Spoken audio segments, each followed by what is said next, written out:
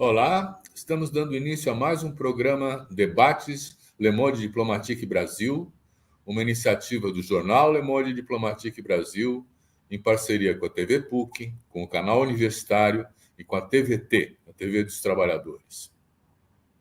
Hoje nós vamos tratar de um escândalo que está mobilizando a opinião pública, que está exigindo do governo medidas imediatas e que está denunciando um genocídio Yanomami. Nós vamos tratar justamente das razões pelas quais os Yanomami estão sendo atacados, estão sendo isolados, estão sendo penalizados por uma lógica que a gente precisa descobrir qual é, né? Para tratar desse assunto, nós convidamos, aliás, que já esteve conosco aqui, é um prazer ter de novo o Ricardo Abramovay no nosso programa. O Ricardo Abramovay é um cientista social, né? Ele se graduou em filosofia pela Universidade de Paris, é mestre em política pela USP e doutor em ciências humanas pela Unicamp. Professor titular do Departamento de Economia da FEA USP, atualmente é professor sênior do Programa de Ciência Ambiental do Instituto de Energia e Ambiente da USP. Entre outros muitos escritos, ele escreveu Amazônia por uma Economia do Conhecimento da Natureza, um livro editado pela editora Planeta.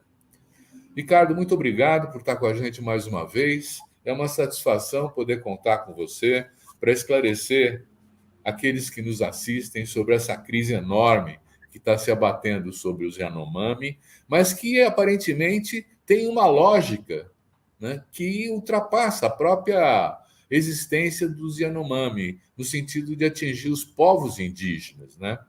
Você pode começar dizendo por que existe toda essa sanha para destruir os Yanomami? E se é verdade que estão querendo destruir os Yanomami? Sim, é verdade que estão querendo destruir os Yanomami, Silvio.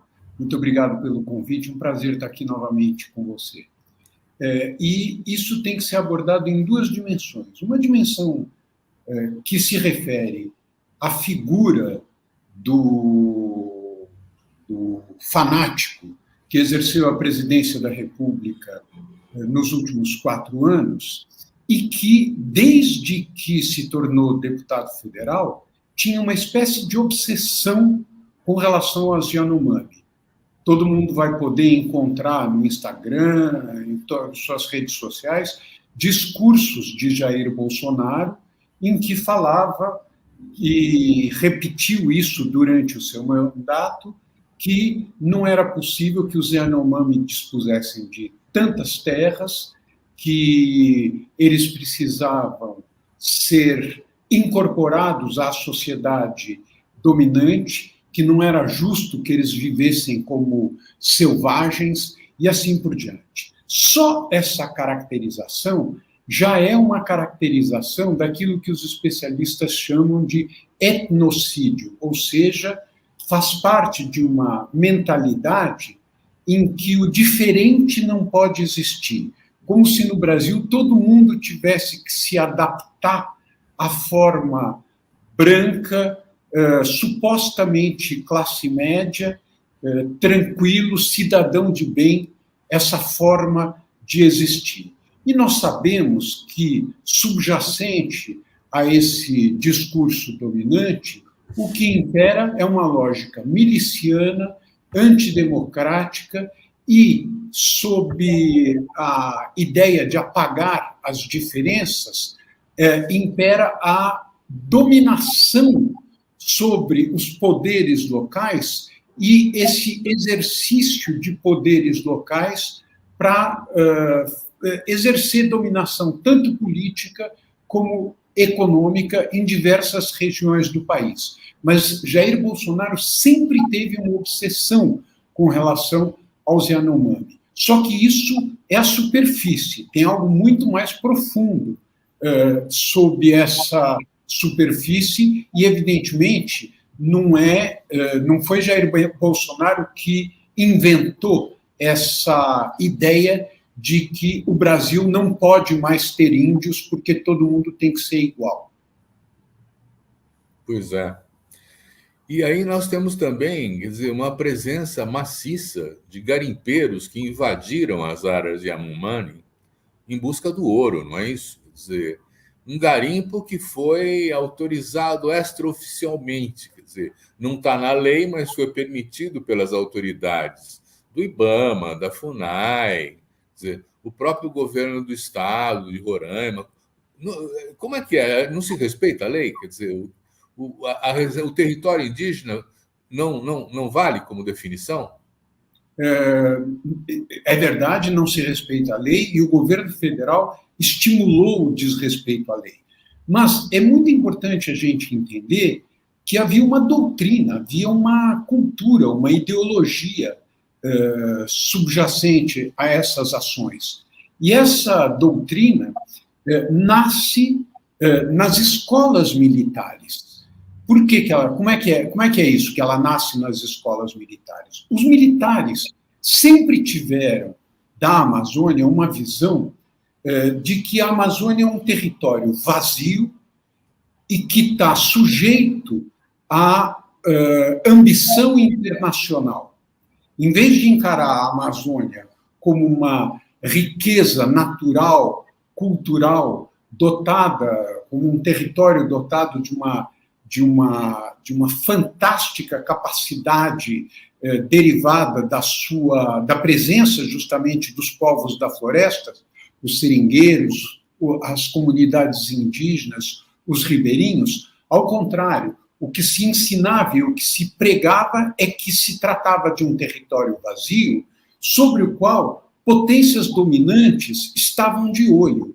Então, por exemplo, em 2014, o general Vilas Boas, e Silvio, a gente tem que lembrar que o general Vilas Boas foi o grande inspirador da candidatura Bolsonaro à presidência da República. Isso é muito importante ter em mente. Pois bem, o general Vilas Boas, em 2014, num programa da Globo com o Bial, perguntava ao Bial o que o príncipe Charles veio fazer numa aldeia Yanomami. Veio, evidentemente, conspirar para que os Yanomami e as organizações não governamentais que defendem e protegem os povos indígenas e que trabalham para a emancipação dos povos indígenas, para o bem-estar desses povos indígenas e dos ambientes, e pela integridade dos ambientes em que eles vivem, essas organizações não governamentais passam a ser vistas pelos militares e por segmentos importantes do Congresso Nacional como agentes de interesses externos das potências dominantes que supostamente gostariam de se apropriar das gigantescas riquezas existentes na Amazônia. E como é que a gente vai combater isso? A gente vai combater isso explorando essas riquezas antes que eles cheguem. Explorando como? Das formas mais convencionais possíveis, por meio da derrubada para a implantação da pecuária, por meio da extração ilegal de madeira. Então, não é à toa que quando a Polícia Federal detecta um embarque ilegal de madeira para os Estados Unidos, numa operação que envolveu a inteligência norte-americana para ser conhecida, etc., o governo brasileiro tenta anular essa investigação sob Ricardo Salles. E a mesma coisa com relação ao garimpo. A lógica do garimpo é: nós precisamos ocupar os espaços vazios antes que esses espaços sejam ocupados por interesses. Subjacente a isso, isso é muito grave para o país. Por quê? Porque sinaliza uma estratégia de crescimento econômico que foi a estratégia, no fundo, adotada nas últimas décadas do Brasil, que é a reprimarização da economia brasileira. Essa ideia de que a grande virtude do Brasil está na sua capacidade de explorar recursos minerais e recursos agrícolas de maneira mais barata do que em outros lugares do mundo, essa estratégia molda uma mentalidade empresarial e faz com que as atividades econômicas estejam permanentemente na fronteira da criminalidade e, frequentemente, ultrapassando essa fronteira, como é o caso do garimpo, da exploração ilegal de madeira e assim por diante. Ricardo, nós estamos assistindo acontecimentos que indicam, por exemplo, uma presença maior da milícia na Amazônia, né? Que é uma mistura do crime com os militares também, né? Alguns deles aposentados, outros da ativa. Existem registros de que diretores que ocupavam postos da FUNAI, que eram militares, faziam negociatas e cediam terras indígenas para fazendeiros mediante suborno. Quer dizer, você tem um crime organizado se estruturando, ou já estruturado dentro da Amazônia, né, que tem laços profundos com o governo Bolsonaro. E o Exército não escapa disso. Quer dizer, mesmo nas fronteiras, a gente tem notícias de tráfico de drogas por caminhões do Exército. Quer dizer, nós estamos perante um argumento de que a Amazônia precisa ser ocupada como uma espécie de fachada para a ação do crime organizado, ou eles acreditam mesmo que tem que ocupar a Amazônia desse jeito? Eu acho que eles acreditam mesmo que tem que ocupar a Amazônia desse jeito. Claro que há militares, eu me lembro de conversas com colegas do Instituto Socioambiental, com militares que estavam nas áreas de fronteiras e que percebiam a importância dos indígenas para a proteção das áreas de fronteiras. Mas, Silvio, essa conversa foi há muito tempo. Há muito tempo. Hoje em dia, o que prevalece é a ideia de que o Brasil errou ao assinar.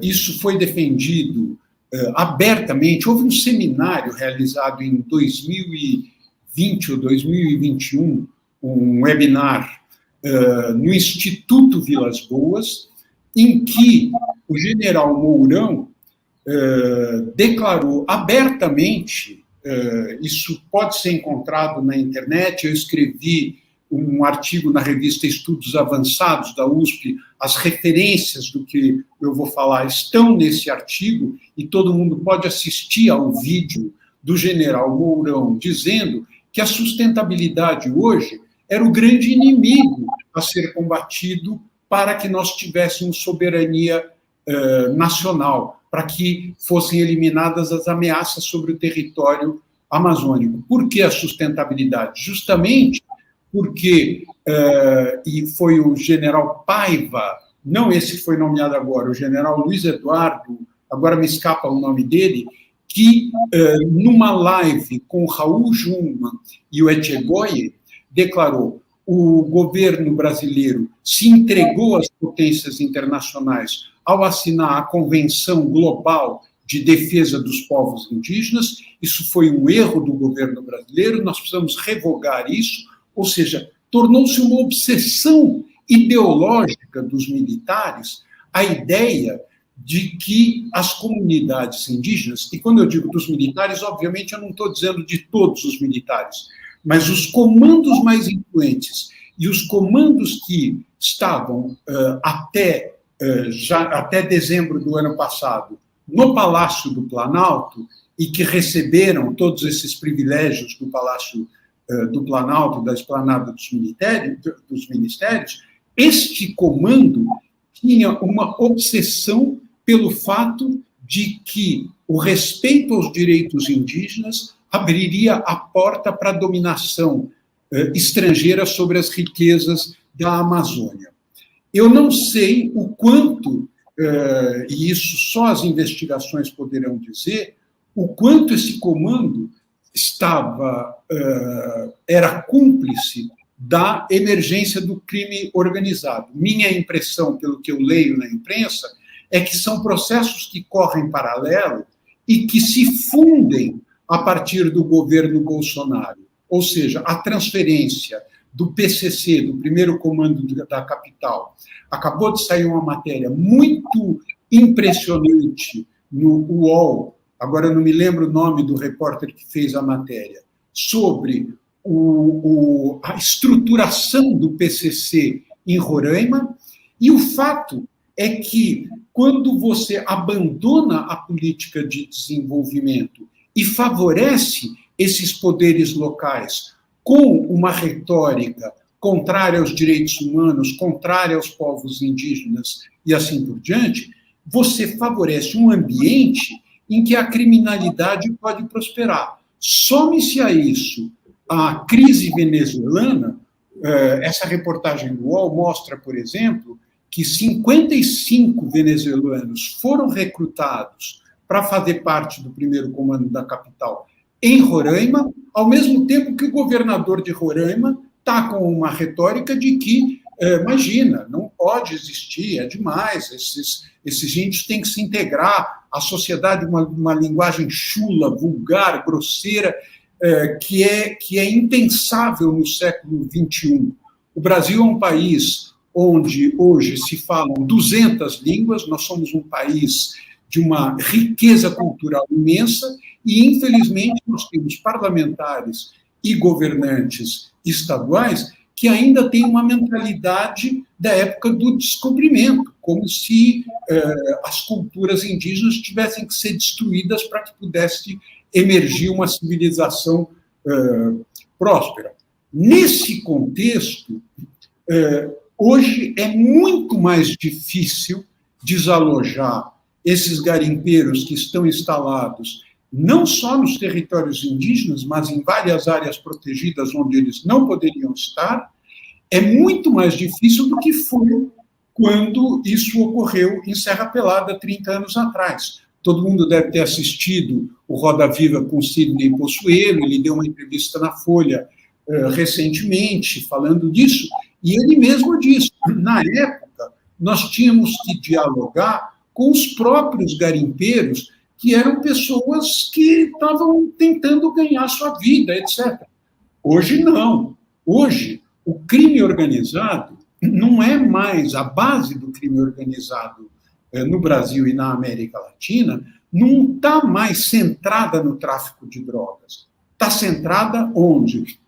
No garimpo, está centrada no tráfico de madeira, na grilagem de terras, e isso se funde ao mundo político e aos interesses dessas milhares de famílias de garimpeiros, que, obviamente, não são 40 mil criminosos fazendo parte de uma quadrilha. São famílias que entram nessa porque é uma oportunidade de viver. Então, é um quadro muito mais complexo do que era 30 anos atrás, e que, claro, todo o governo agora está mobilizado para isso. O presidente Lula, o ministro da Justiça, Flávio Dino, todas as autoridades ligadas a direitos humanos, a Polícia Federal, o novo presidente do IBAMA e assim por diante, mas nós estamos numa situação muito mais complicada do que a situação em que estávamos 30 anos atrás para sermos bem-sucedidos nisso. Vai ser necessário fazer intervenção no tráfego aéreo, no tráfego aéreo, no tráfego de embarcações. Isso vai exigir um trabalho de inteligência, e um trabalho de inteligência que não poderá ser exclusivamente brasileiro. Felizmente, o governo da Colômbia também está atento a isso, é um governo progressista, também com preocupações semelhantes às do governo brasileiro, e, enfim, essa história não acabou com as denúncias que foram feitas pelo jornal e pelo espetacular trabalho da Eliane Brum com o Sumaúma. Ela e a equipe que ela dirige foram os responsáveis pela contagem macabra dos corpos, 570 crianças em 4 anos, eliminadas por causas que poderiam ter sido totalmente evitadas. E é muito impressionante, hoje você já tem na Amazônia organizações não governamentais que estão fazendo saneamento básico para que que as populações indígenas possam tomar banho, tomar água, etc., porque os rios estão poluídos com mercúrio. Saúde e Alegria é uma dessas organizações que tem trabalhado nessa direção. Uhum. Então, Ricardo, eu acho que a gente precisava olhar num cenário maior. Mas antes de passar para isso, né, eu fico pensando, crime organizado não é um crime horizontalmente organizado. É um crime que envolve a presença de senadores comprometidos, parlamentares da Câmara Federal, mesmo ministros, no caso. Quer dizer, o general Heleno, por exemplo, é um deles que tem no apagar das luzes desse governo Bolsonaro que saiu, autorizou a entrada, né, de garimpeiros em territórios indígenas. Quer dizer, quando a gente fala do crime organizado, nós temos que olhar que existe uma estrutura de poder por trás disso, né? Não deve ser fácil enfrentar essa estrutura de poder, né? Não, não vai ser fácil. O que nós sabemos, por exemplo, o general Augusto Heleno, não só ele é um negacionista climático, como ele é alguém de uma irresponsabilidade diante das suas atribuições impressionantes. Na campanha eleitoral da qual Jair Bolsonaro saiu vitorioso em 2018, ele dizia: Jair Bolsonaro não pode ir aos debates porque nós temos a informação de que é um grupo terrorista que quer eliminá-lo. E nunca houve nenhum grupo terrorista, nunca se... Quer dizer, é alguém... E nesse seminário, nesse webinar no Instituto Vilas Boas, o general Heleno dizia: essa questão das mudanças climáticas é muito polêmica. Bom, ela é tão polêmica quanto saber se a Terra é plana ou redonda. Quer dizer, tá certo? Então, agora, e esse favorecimento do crime organizado, ele é um componente do genocídio. Isso é muito importante. A Eliane Brum e a professora Deise Ventura, da Faculdade de Saúde Pública da USP, atualmente tenho a honra de ser colega dela, porque eu estou dirigindo a Cátedra Josué de Castro, da Faculdade de Saúde Pública. Deise Ventura vem mostrando claramente que, pela legislação brasileira, houve sim, e pela legislação internacional, houve sim crime de genocídio, quando há a intenção de eliminar um grupo, mesmo que isso não seja levado à prática, já existe o crime de genocídio. Isso vai ser investigado, eu não tenho dúvida que a Polícia Federal, o Ministério da Justiça e todas as autoridades encarregadas disso, o Ministério do Meio Ambiente, a ministra Marina Silva, que constituiu uma equipe incrível no Ministério do Meio Ambiente, de altíssima qualificação, essa é uma prioridade do presidente da República e tem que ser uma prioridade para o país. O país não vai deixar de ser pária internacional enquanto esses homens estiverem inocentes. É necessário responsabilizá-los, assim como foi necessário responsabilizar os responsáveis pelo Holocausto, certo? E a humanidade vem responsabilizando muito pouco os responsáveis por situações de genocídio. Nós não podemos deixar que isso permaneça. Então, esse vínculo entre os favorecimentos aos militares e o crime organizado, esse vínculo tem que ser investigado e, uma vez demonstrados, as punições têm que ser muito rigorosas. O presidente Lula acaba de assinar um decreto para expulsar os garimpeiros das áreas de territórios indígenas, né? Mas, Ricardo, tem uma questão aí que me incomoda um pouco, porque eu não acho que esse assunto é só um assunto criminoso, vamos chamar assim, né? Porque se nós formos olhar algumas pesquisas, alguns levantamentos, como, por exemplo, da ONG Floresta e Finanças, nós vamos ver que os grandes bancos europeus, os grandes bancos americanos, os fundos de investimento internacionais transferiram até 2021, de 2017 a 2021, 5 anos, 65 bilhões de reais para as mineradoras que operam na Amazônia. E não são qualquer mineradora, são as grandes, tipo Glencore, Anglo-América. Elas estão de olho nos territórios indígenas e operam nas bordas desses territórios, porque o projeto Radar da Amazônia, identificou onde estão os minérios nas áreas limítrofes e nos territórios indígenas, e essas empresas estão querendo fazer entrar nelas de qualquer jeito, fazendo lobby, inclusive. Nós temos embaixadores dos Estados Unidos, da Inglaterra, do Canadá, de onde mais? Dos Estados Unidos, Inglaterra, Canadá, Austrália, né? Que, por pressão das mineradoras que têm a sede nesses países, estão forçando, tentando forçar, estavam forçando o governo Bolsonaro a abrir essas áreas. Então, nós estamos falando de um dinheiro que é um investimento do capitalismo, né? Quer dizer, como é que a gente separa esse crime organizado dessa ação de financiamento das mineradoras que operam na Amazônia? Olha, Silvio, ao mesmo tempo, quando as consequências da atuação empresarial legal em áreas próximas ou em territórios indígenas, quando as consequências disso começaram a aparecer e as dificuldades para as próprias empresas decorrentes disso começaram a aparecer, a postura das grandes empresas, da Vale, não de todas, mas de uma parte importante das grandes empresas, foi: nós não queremos entrar em territórios indígenas, em primeiro lugar. E, em segundo lugar, depois que Raul Jungmann assumiu a direção do IBRAM, do Instituto Brasileiro de Recursos, agora não lembro qual é a exata, enfim, que cuida da mineração, das empresas de mineração, houve uma condenação explícita da atuação de empresas que pudessem violar os direitos dos povos indígenas e comprometer os ecossistemas florestais. O que está acontecendo hoje no Brasil está muito aquém do que você está falando.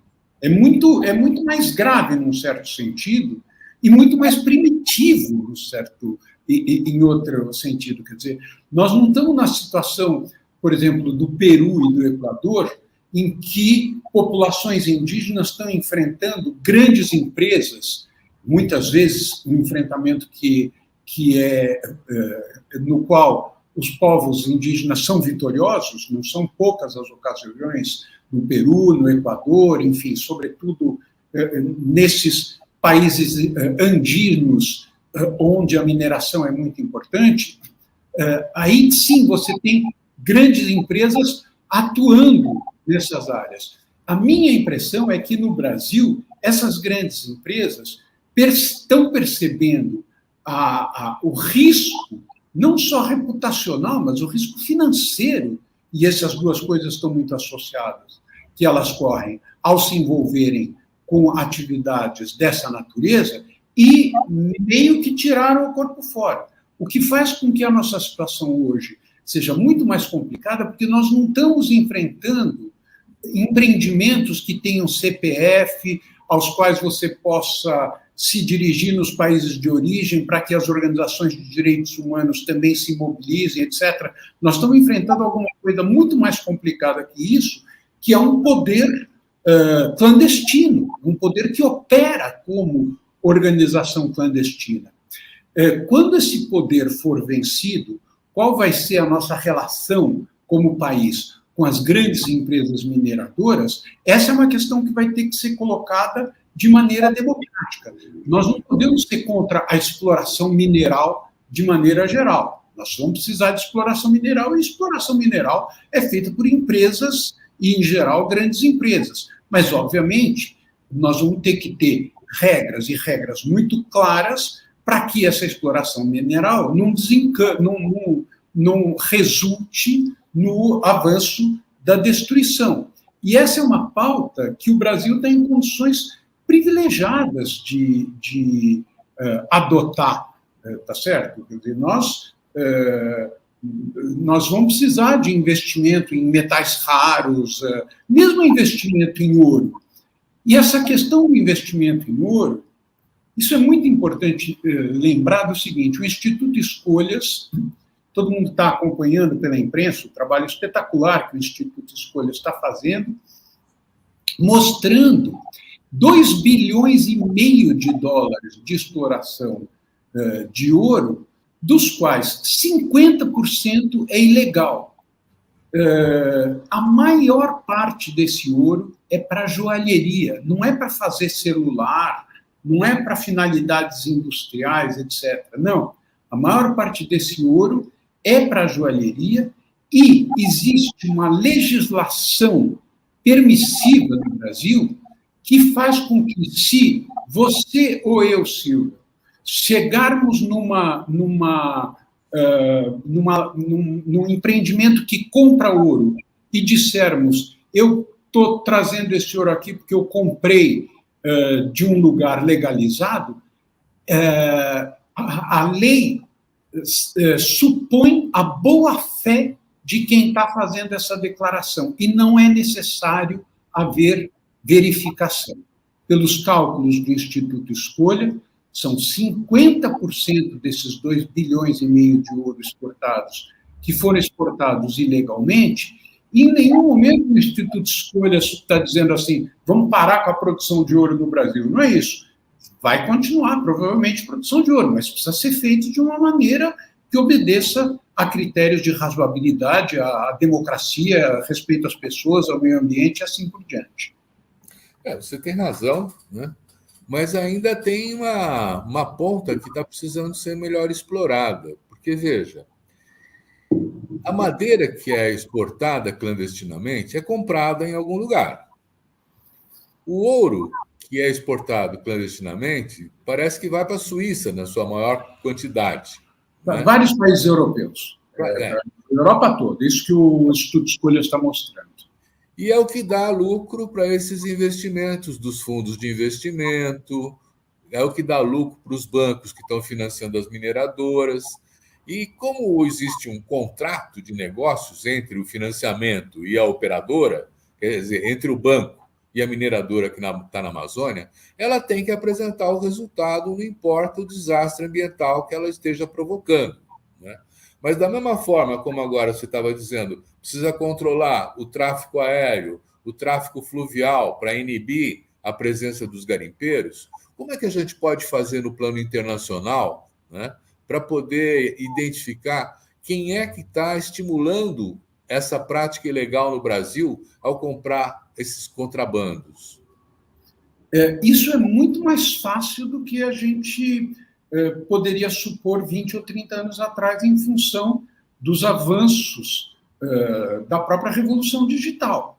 Quer dizer, hoje, você tem meios de detectar e de rastrear esses processos produtivos com uma precisão quase milimétrica. Essas são as tecnologias que permitem afirmar com segurança que metade da exportação de ouro brasileira é ilegal, certo? Porque existe possibilidade de fazer rastreamento. Então, essa legislação permissiva que se apoia na boa-fé de quem chega lá para entregar uma quantidade de ouro numa empresa que é controlada pela Comissão de Valores Mobiliários, certo? Então, o Instituto Escolha, ele fez essa rota e chegou até o Banco Central. E é muito interessante porque o Banco Central não estava antenado nesse tema. Foi o Instituto Escolhas que levantou o alerta ao Banco Central e disse, olha, isso faz parte das obrigações de vocês. Por quê? Porque o ouro é como se fosse, obviamente, dinheiro. Os bancos centrais são grandes compradores e armazenadores de ouro. E é possível, sim, fazer um rastreamento sério desse ouro, desde a sua produção até o seu consumo, seja por joalheria, seja por reserva de valor em bancos centrais, e essas são os dois grandes mercados do ouro.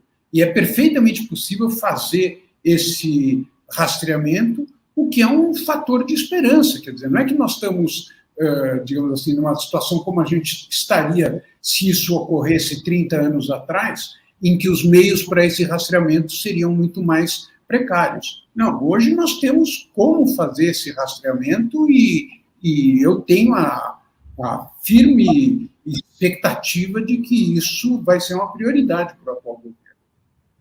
Muito bom.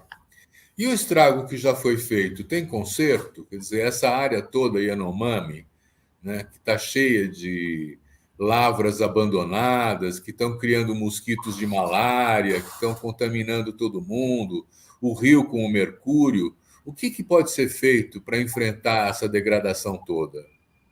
Primeira coisa mais importante a ser feita é o que o presidente Lula fez. É ir lá, manifestar solidariedade,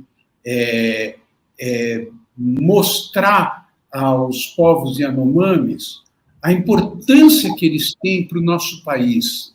Nosso país é devedor dos povos Yanomami. Nosso país é devedor das culturas indígenas, das culturas negras.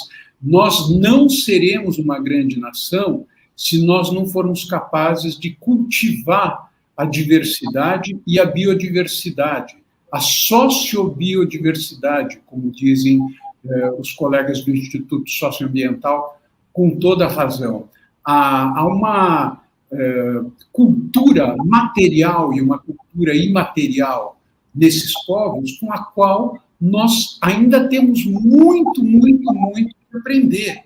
Então, qual é a possibilidade de recuperar essas áreas? Ela existe, as engenharias estão aí para auxiliar nessa direção, mas a primeira coisa, e isso é fundamental para o próprio uso sustentável dessa sociobiodiversidade, a primeira coisa é acabar com a violência, acabar com a ilegalidade, eliminar esses garimpeiros ilegais e essa... Inclusive, no Congresso Nacional, há uma lei para... Qual é a lógica do governo? A lógica do governo Bolsonaro, baseada nessa ideia de que nós temos que acelerar a exploração dos recursos naturais antes que as grandes potências o façam, a lógica do governo Bolsonaro foi: vamos tornar legal aquilo que o bom senso e a lei dizem que não pode fazer. Como não pode fazer? Tem que poder, milícia, certo? Bolsonaro e seus filhos foram diversas vezes a tribunas de parlamentos defender milicianos e milícias. E a lógica é uma lógica do poder local. E essa lógica do poder local, ou seja, de que quem tem que dizer o que pode e o que não pode, são autoridades locais, religiosas e leigas, que fazem a lei. E é em função dessa lei que os recursos econômicos poderão ser explorados livremente. É uma espécie de liberalismo miliciano. O que ocorreu na Amazônia, o que está ocorrendo na Amazônia com o garimpo, é uma expressão desse liberalismo miliciano. Vamos permitir que a iniciativa econômica se expanda, só que ela só vai se expandir com base no quê? Na violência, na milícia, no poder local, etc. E não em regras, em limites, que são o que constitui a vida democrática. Claro. Uhum. Olha, já é um grande desafio pensar em expulsar da terra Yanomami 20 mil garimpeiros. É muita gente, é um pessoal armado, é um pessoal que tem essa convivência, vamos dizer assim, com um mundo de brutalidade, enfim, quer dizer, já é um grande... Quer dizer, a reportagem da UOL a qual me referi menciona prostíbulos dentro dos territórios Yanomami. É uma coisa, assim, é impensável, certo? E quando você fala em 20 mil pessoas, não é que são 20 mil participantes de um exército coeso. Você tem criminosos com ficha criminal, etc., e certamente você tem muita gente que está embarcando nesse negócio como meio de ganhar a vida, mas que está contaminado por essa cultura de destruição. Então, é uma dificuldade gigantesca. Claro, desculpa, eu te interrompi. Não, faz muito bem, seja à vontade, interrompa quando quiser. Mas eu estava pensando assim, quer dizer, de um lado, tem esse esforço, o governo está até pensando em instalar a presença constante, permanente, de uma força nacional na região, para impedir que o garimpo retorne depois de um esforço de expulsão e tal. Mas eu fico pensando, quando que a água vai se recuperar? Quando que o peixe vai deixar de ter mercúrio? quando que aquelas áreas que foram degradadas vão se transformar em floresta de novo? Você é especialista em Amazônia, em meio ambiente, você podia ajudar a gente a compreender esse processo de recuperação, se ela é possível. Tudo indica que ela ainda seja possível, mas os estudos que têm sido feitos mais recentemente mostram um grau de degradação da floresta que pode nos levar a uma situação irreversível. Essa situação irreversível, para o Brasil e para a Panamazônia, diante do mundo, é algo terrível. Para ter uma ideia, a Panamazônia contém uma quantidade de carbono correspondente a algo como 10 a 15 anos das emissões de gases de efeito estufa globais. Quer dizer, se você deixa perder a Amazônia, você põe a perder todo o esforço que o mundo está fazendo na luta contra as mudanças climáticas. A expectativa dos cientistas é que, uma vez interrompida essa degradação decorrente do despejo de mercúrio, etc., a floresta ainda tem força para se recuperar. Mas, francamente, Silvio, eu não conheço estudos que mostrem quanto tempo isso vai levar, porque também não tem ainda estudos mostrando qual é a quantidade mesmo de mercúrio que foi despejada, etc. Tudo isso está acontecendo muito recentemente. Eu acompanho com regularidade os estudos científicos e a gente vê pelas imagens, pelos estudos científicos, pelos vídeos, pelo Instagram, etc., a gente vê que a destruição é fortíssima, mas quantificar isso e quais são os meios para reverter isso, nós ainda não sabemos isso muito bem.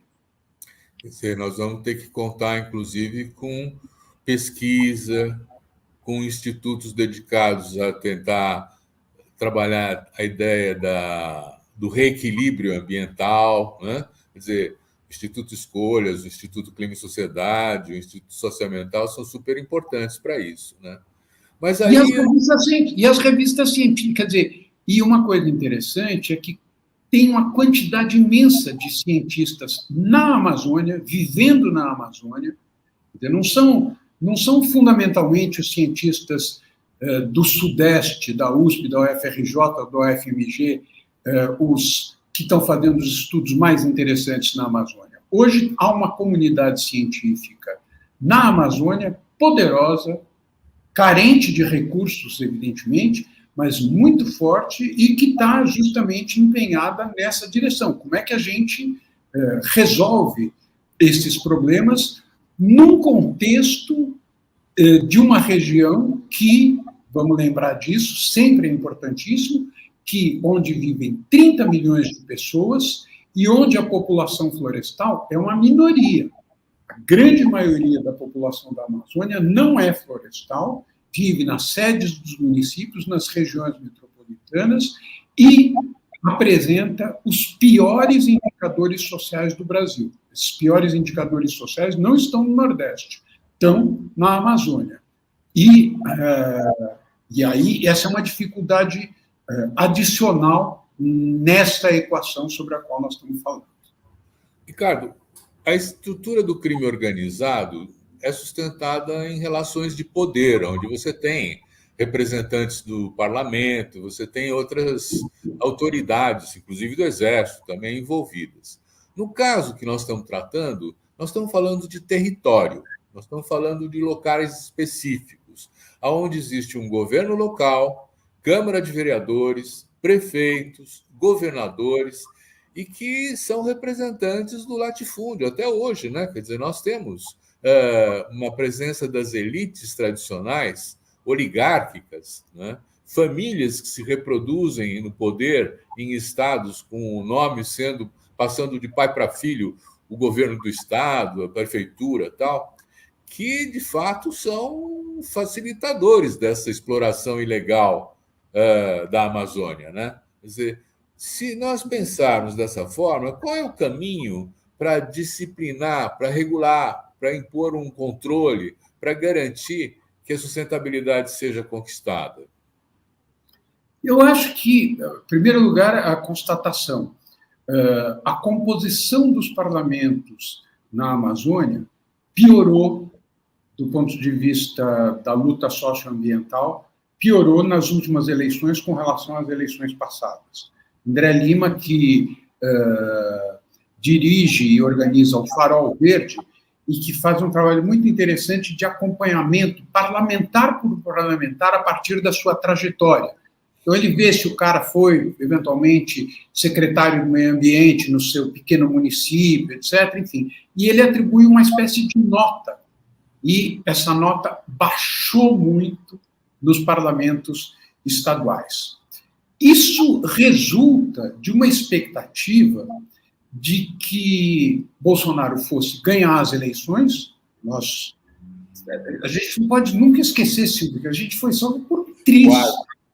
Foi quase, certo? Isso é muito importante. E nessa expectativa, os atores que você menciona, clube de diretores lojistas, associações comerciais, nem todo mundo sabe, em outubro de 2022, a Federação da Agricultura, a Federação da Indústria e a Federação do Comércio do Pará dirigiram a Jair Bolsonaro uma carta em que pediam que o Brasil retirasse sua assinatura da Convenção 169 da OIT, que era a Convenção de Proteção aos Direitos Indígenas. É engraçado como eu estou lembrando disso agora, e esse episódio não tem sido mencionado na tragédia Yanomami. Tem tudo a ver com a tragédia Yanomami. Ou seja, as elites econômicas do Pará, obviamente nem todas, eu conheço empresários honestos do Pará, enfim, fazendeiros, tal, mas essas organizações difundiram a ideia de que nós precisamos sair dessas convenções internacionais. Eu acho que o peso de uma presidência da República exercida por um grupo de fanáticos fundamentalistas, o peso, a repercussão que isso tem sobre a vida nacional, ela é gigantesca. E, justamente, agora a gente tem que ter a expectativa, né, por enquanto é pouquíssimo tempo, de que a vitória das forças democráticas nas eleições e a constituição de um corpo técnico de alta competência no governo federal, sobretudo nessas áreas voltadas à sociobiodiversidade, que isso vai contribuir a mudar essas mentalidades. Eu me lembro de uma gravação feita por um presidente da Federação Patronal da Agricultura do Acre, o sobrenome dele é Assuero, em que ele dizia com toda tranquilidade, assim, ele disse, olha, eu vou dizer uma coisa para vocês, isso foi divulgado pelo jornal O Eco, e também está citado nesse artigo que eu falei da revista Estudos Avançados. É um vídeo de 4 minutos, vale a pena assistir. E ele, com toda tranquilidade, ele diz assim, olha, eu vou dizer uma coisa para vocês, a floresta é um inimigo para nós. Porque aqui no Acre, nós temos as terras mais férteis do mundo, que é uma bobagem, isso é. Nós temos as terras mais férteis do mundo. Então, a floresta impede. Esse cara foi um dos articuladores de uma coisa que hoje se chama AMACRO, que é Amazonas, Acre, Rondônia, que é justamente a região que está sendo mais atacada pelo desmatamento, e a ambição era fazer uma espécie de Matopiba, Maranhão, Tocantins, Piauí, Bahia, que é a área de expansão de grãos no centro-oeste brasileiro, fazer uma espécie de Matopiba nessa região com a intenção de exportar soja mais barato para os países asiáticos. Então, para quem está nos ouvindo, nossa conversa se apoiou muito nesse tema da criminalidade, claro, né, não tem como não se apoiar, mas a gente não pode esquecer que tem uma visão econômica, uma visão do que é crescimento econômico.